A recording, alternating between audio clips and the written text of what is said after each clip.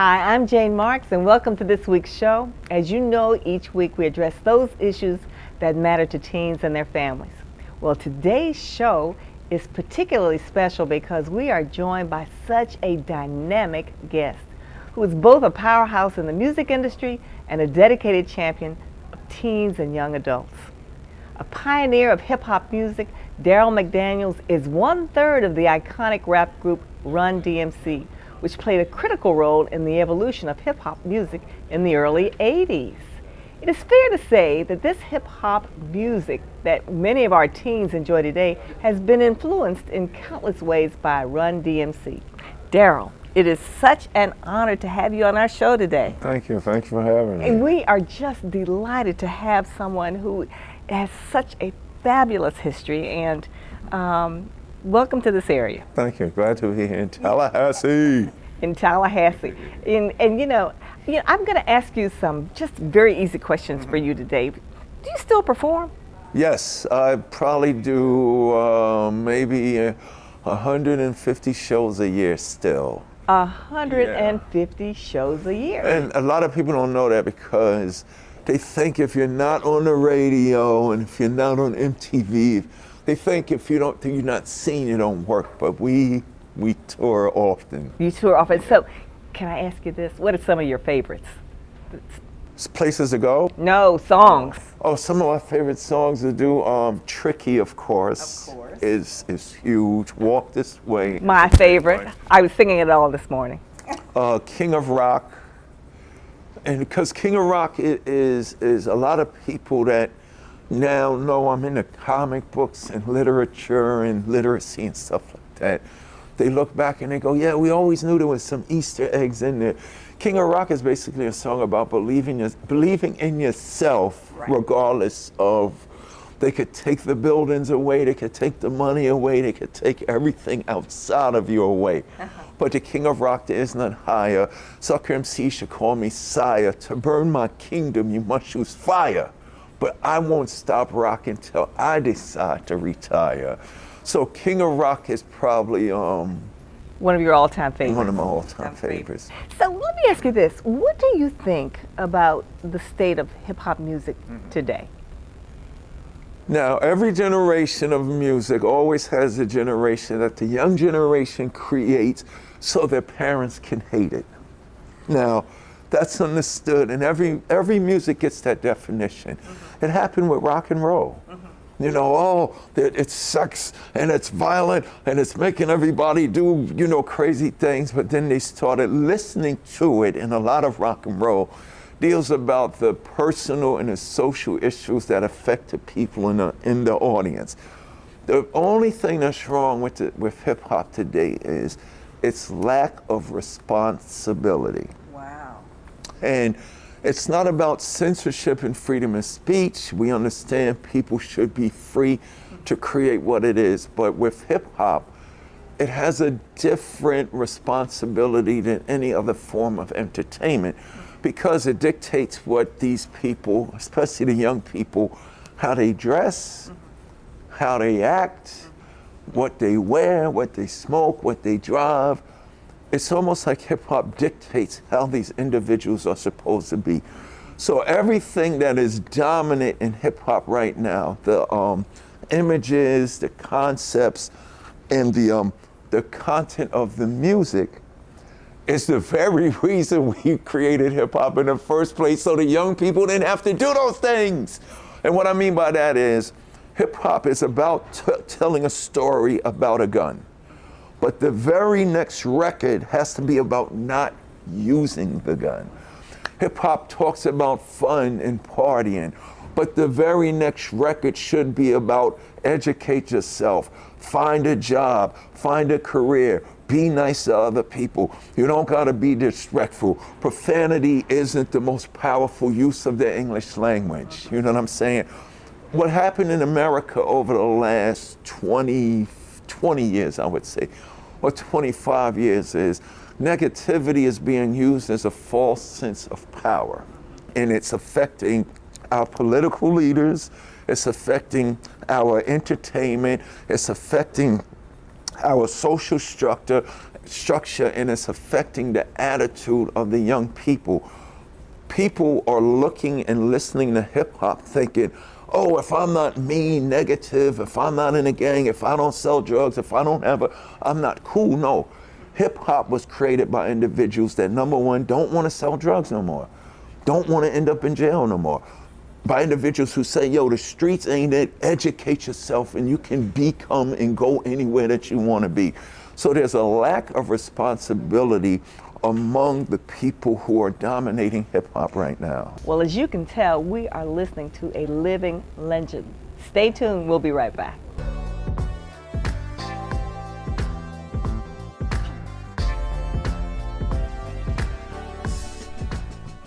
Welcome back to our conversation with hip-hop legend and pioneer Darryl McDaniels.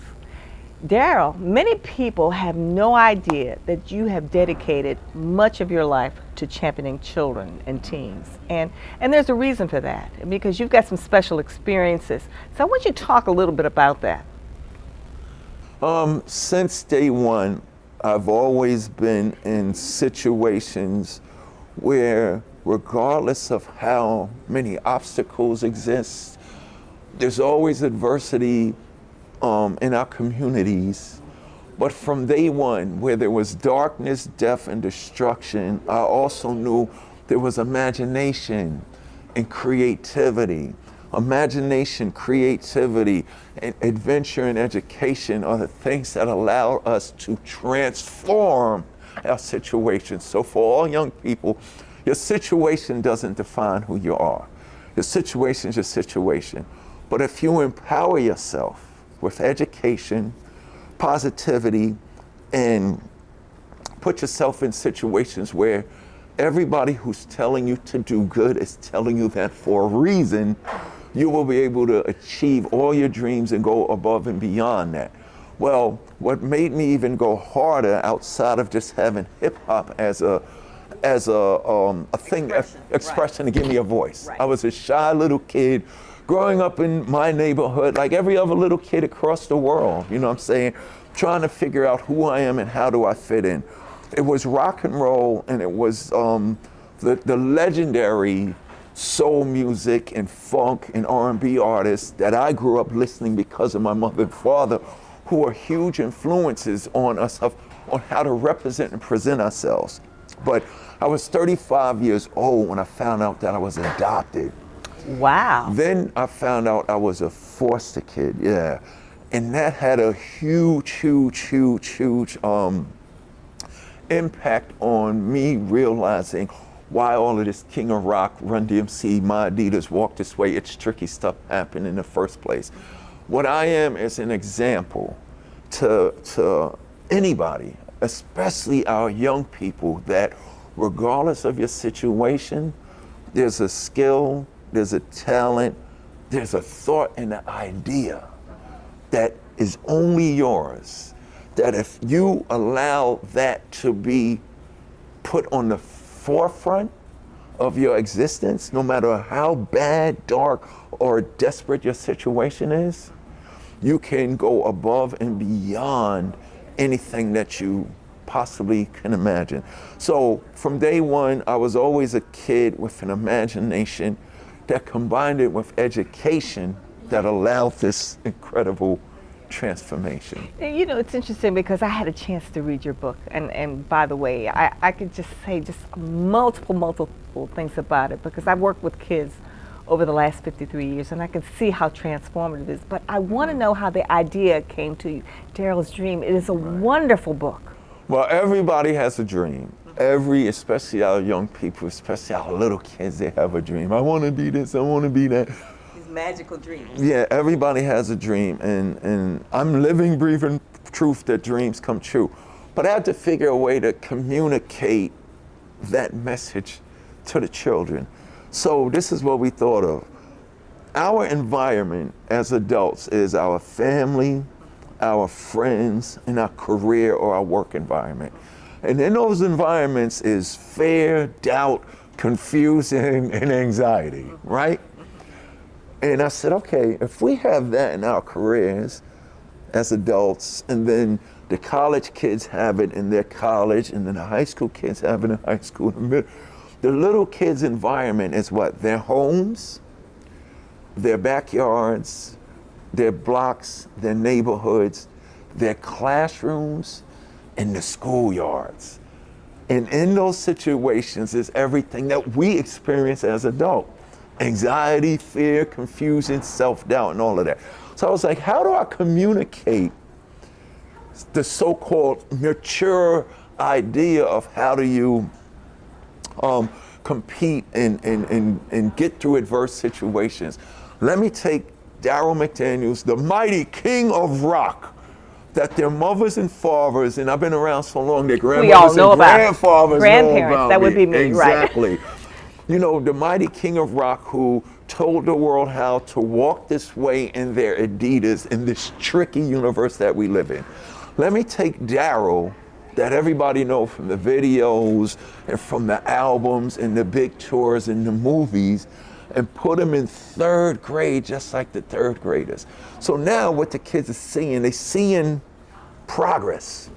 Transformation also. They're seeing the transfer. Oh, that successful person that my grandfather and my mother and my uncles loved was once in the third grade like me. So obviously they'll be able to not see the greatness in Darryl. Darryl's dream is not seeing the greatness of the kid in third grade who's now DMC. It allows them to see the greatness that is in themselves. I am a representation of them. All their fears, all their anxieties, everything that they're going through and about to go through, I went through too, but so did their mothers, so did their fathers, so did their grandmothers, so did their aunts and uncles. So it's talking to children in a presentation that they can relate to.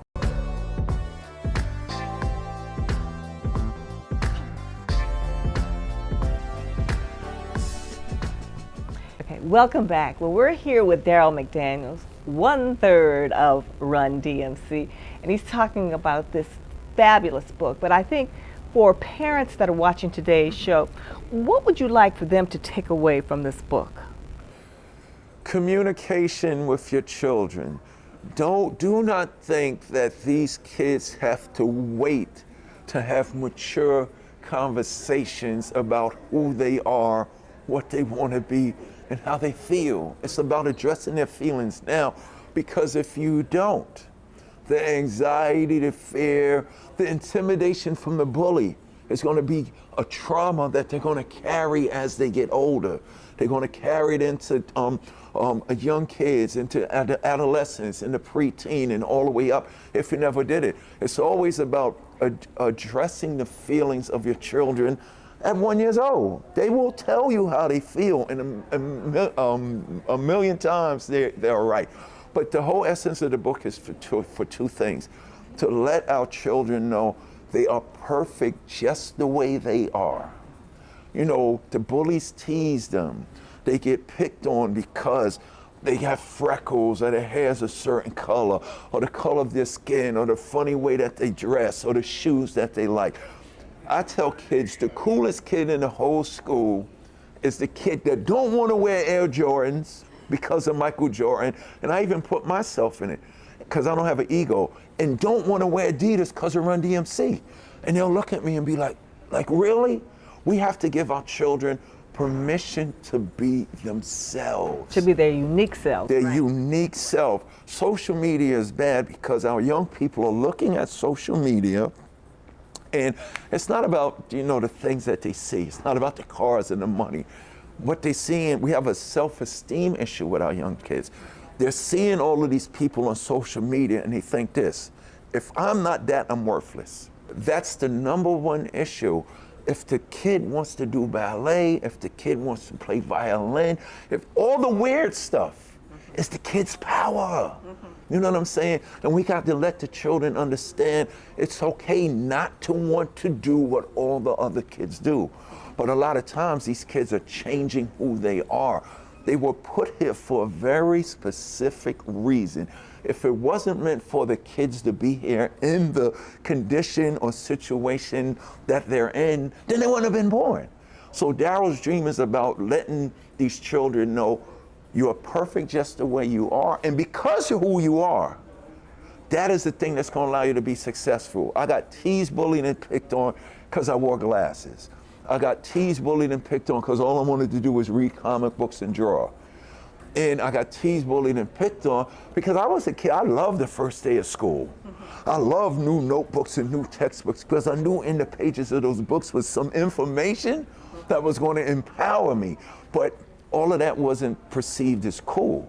But everything that everybody thought was wrong with me, I'm DMC in the place to be, D's for doing it all of the time, M's for the rhymes that are all mine, C is for cool, cool as can be. And Run would ask me, why you wear those glasses? And I told the whole world, so I can see. And that was so powerful that I got teased and bullied and picked on because of my glasses, but I talked about them, not ashamed. If we remove guilt and shame from our kids, nothing's impossible for them. So that was so cool for me that people that don't even need glasses now want to wear them. The kids have to see themselves with a place to be and exist in this universe. And that's what Darryl's dream is about. You know, let's face it, one of the things that you mentioned was that we now experience a culture of negativity and a culture of hate. And it's like this particular book is like a game changer. Wouldn't you agree? I'm finding out that it really, really is a game changer, because now kids don't have to ask for permission to be themselves. The stress and the anxiety comes for them trying to be things that they are not, because they think it's okay not to like what they like, not to read what they read, not to want to dress the way that they want to dress. This empowers the child to have the freedom to be themselves. And that's very, very hard in this generation, even for us adults. So this book is giving children the permit. You mean I can do and read and eat and dance and listen to and create what I want to, regardless of what people say? See, the bullies, I make kids understand, you don't have a problem. The bully has a problem. There's something the bully don't like about him or herself. So the kids are realizing, wow, I can feel comfortable in my own skin. And that goes deep for especially children of color. Oh, absolutely. But you know what? The other thing I liked about the book was this. There was also a message for the bully. Yes. Yeah, and yes. I picked up on that. Yes. When I speak to kids, I tell the kids, we got to help the bullies. The bullies is good. There's something, and you're a therapist, right. There's something at home that is making these children act that way. And they're taking it out on somebody else. And that's a big problem. When I speak to a lot of kids, I realize that these children only have 3 options if nobody's addressing the problem that these kids are. You don't know what's going on in the home. You don't know what's going on for that kid, the kid that is the bully in the school. You don't know what's going on in the neighborhood to that kid. You don't know. So we got to find ways to make it easy for our children to talk about their feelings. The whole idea of Darryl's dream is we need to empower the children with the skills that will allow them to navigate life. Let's not wait till they graduate high school to empower them with the freedom to be themselves and do the right thing. Let's start when they're able to comprehend right or wrong. And if you look at the book, the bully comes up to Darryl. The bully and them, they hated the poetry thing. But then they saw how incredible Darryl was doing the poetry. Then they noticed everybody in the audience was loving this poetry thing. So the bully, Charlie, comes up to Darryl and says, oh, Darryl, that poetry thing is really cool. Can you teach me how to do poetry like you? And what does Darryl say? I will teach you, but on one condition. You can't do it like me. You got to do it like Charlie would do it. So that changed Charlie's life. So we got to allow children to be who they want to be, create what they want, give them the freedom to be themselves so that they can help each other when the adults ain't around.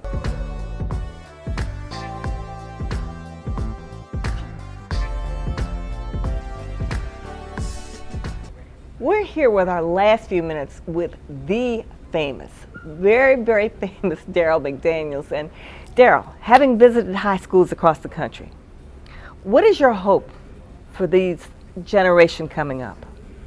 Well, basically, I want the kids to understand right now they have the potential to solve every problem that this world is going through. That's why we created this hip hop. Hip hop didn't just create rappers. I want these high school kids to understand they're the next generation of journalists, doctors, lawyers, scientists, playwrights, directors, composers, novel writers, script writers. They only see, oh, I could be an athlete, or I could be in a gang, or I could be a rapper. No, we don't need no more rappers. We got too many rappers. I want them to realize they can be the CEOs of the labels instead of just being signed to a label. I want our young girls to see the potential to be fully clothed, running these companies, not just dancing and acting for them. I want these children to understand science. All of the pandemic problems that we have, they're the cures. They have the cures for all of the pandemics and the cancers and stuff like that. I want this generation at this young age to start utilizing I want this generation at this young age to start utilizing the gifts that they have in them now. They don't have to wait till they're 30 years old. They can start now. You know, you're going to continue to go out throughout the country. People are going to hear this story. But you know what we really want to happen is for you to go out and buy this book. This book, Darryl's Dream, is truly an inspiring book, and as you can see, the author, you know, now these are all old school terms, right. Off the chain. Now you know, but old school is not a time period; it's a mind state. How you artistically and creatively present yourself in a way that can spread information that will evolve and have a transformation to everybody that sees you, hears you, or just sits next to you. That's the gift of hip hop, and I want the kids to understand that. Thank you so much for joining us. It has been an absolute pleasure.